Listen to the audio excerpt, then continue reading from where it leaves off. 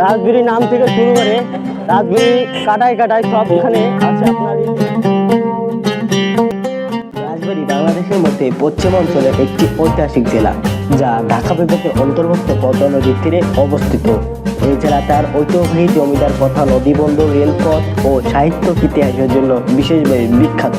এই জেলার গায়ে রাজাদের স্মৃতি এখনো লেগে আছে, আর তার প্রতিফলন দেখা যায় স্থাপত্য আর কাহিনীতে।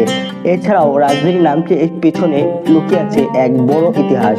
রাজবাড়ি নামটি এসেছে এখানকার বিখ্যাত জমিদার রাজা সূর্যকুমারের রাজবাড়ি রাজপ্রাসাদ থেকে। ব্রিটিশ আমলে এই রাজা এখানে তার নিজস্ব রাজপ্রাসাদ স্থাপন করেছিলেন। সেই রাজপ্রাসাদ থেকেই এই জায়গার নাম হয় রাজবাড়ি। এছাড়াও এই অঞ্চলে একাধিক জমিদার পরিবার বাস করতেন, যারা শিক্ষা, সংস্কৃতি ও ধর্মীয় কাজে অনুদান দিতেন। তাছাড়া আজকে তারা না থাকলেও তাদের প্রাসাদ ও স্থাপত্য আজও ইতিহাস বহন করে চলে।